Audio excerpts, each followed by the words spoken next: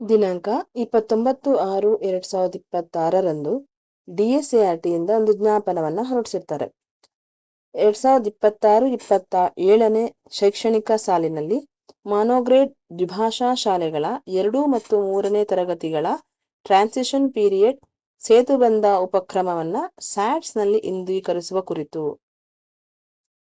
ಇದ್ರ ಬಗ್ಗೆ ಏನು ಜ್ಞಾಪನವನ್ನು ಹೊರಡಿಸಿದ್ದಾರೆ ಅಂತ ಈ ಒಂದು ವಿಡಿಯೋದಲ್ಲಿ ನೋಡೋಣ. ಈ ವಿಷಯಕ್ಕೆ ಸಂಬಂಧಿಸಿದಂತೆ ದ್ವಿಭಾಷಾ ಶಾಲೆಗಳಲ್ಲಿ ಟ್ರಾನ್ಸಿಷನ್ ಪೀರಿಯಡ್ ಸೇತುಬಂಧ ಉಪಕ್ರಮವನ್ನ ಅನುಷ್ಠಾನಗೊಳಿಸಲಾಗ್ತಾ ಇದೆ.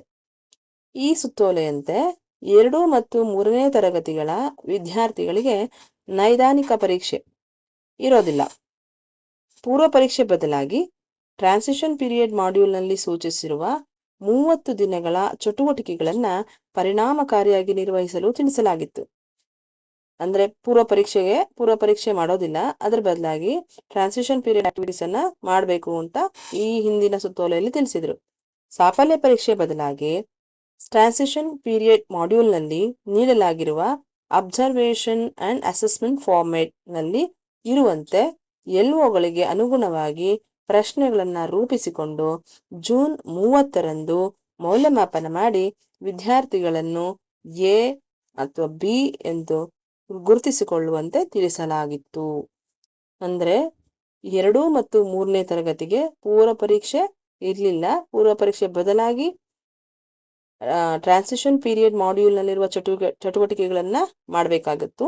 ಸಾಫಲ್ಯ ಪರೀಕ್ಷೆ ಬದಲಾಗಿ ಟ್ರಾನ್ಸಿಷನ್ ಪೀರಿಯಡ್ ಮಾಡ್ಯೂಲ್ ನಲ್ಲಿ ಇರ್ತಕ್ಕಂಥ ಅಬ್ಸರ್ವೇಷನ್ ಅಸೆಸ್ಮೆಂಟ್ ಫಾರ್ಮೇಟ್ ನಲ್ಲಿರುವ LOಗಳಿಗೆ ಅನುಗುಣವಾಗಿ ಪ್ರಶ್ನೆಗಳನ್ನು ರೂಪಿಸಿಕೊಂಡು ಮೌಲ್ಯಮಾಪನವನ್ನ ಮಾಡಿ A ಗ್ರೇಡ್ ಅಥವಾ B ಗ್ರೇಡ್ ಅನ್ನ ನಮೂದಿಸಿಕೊಳ್ಬೇಕು.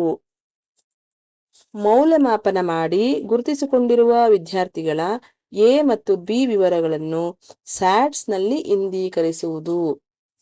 ಸ್ಯಾಟ್ಸ್ ನಲ್ಲೂ ಕೂಡ 2 ಮತ್ತು 3 ತರಗತಿಯ ವಿದ್ಯಾರ್ಥಿಗಳ ಶ್ರೇಣಿಗಳನ್ನ ಇಂದೀಕರಿಸಬೇಕು.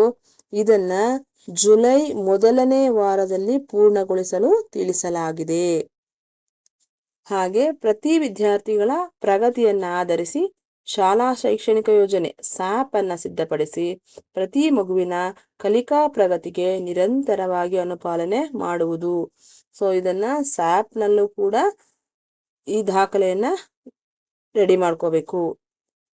ಟ್ರಾನ್ಸಿಷನ್ ಪೀರಿಯಡ್ ಮಾಡ್ಯೂಲ್ಗಳ ಸೇತುಬಂಧ ಚಟುವಟಿಕೆಗಳ ಉಪಕ್ರಮದ ಅವಧಿ ಮುಗಿದ ನಂತರವೂ ವಿದ್ಯಾರ್ಥಿಗಳಲ್ಲಿ ಬುನಾದಿ ಸಾಮರ್ಥ್ಯಗಳು ಹಾಗೂ ವಿಷಯವಾರು ಮತ್ತು ತರಗತಿಗನುಗುಣವಾಗಿ ಗಳಿಸಬೇಕಾದ ಕಲಿಕಾ ಫಲಗಳು ಗಳಿಕೆಯಾಗದಿದ್ದಲ್ಲಿ ಆಯಾ ವಿಷಯದಲ್ಲಿ ಪೂರ್ವಸಿದ್ಧತಾ ಚಟುವಟಿಕೆಗಳ ನಿರ್ವಹಣೆ ಮತ್ತು ಪುನರಾವರ್ತನೆಯ ಸಮಯದಲ್ಲಿ ವಿಶೇಷ ಆದ್ಯತೆ ನೀಡಿ ಕಲಿಕೆಯನ್ನು ಅನುಕೂಲಿಸುವ ಮೂಲಕ ಹಾಗೂ ಪೋಷಕರ ಸಹಕಾರದಿಂದ ಎಲ್ಲಾ ವಿದ್ಯಾರ್ಥಿಗಳು ನಿಗದಿತ ಕಲಿಕಾ ಫಲಗಳನ್ನು ಸಾಧಿಸಲು ಕ್ರಮವಹಿಸುವುದು.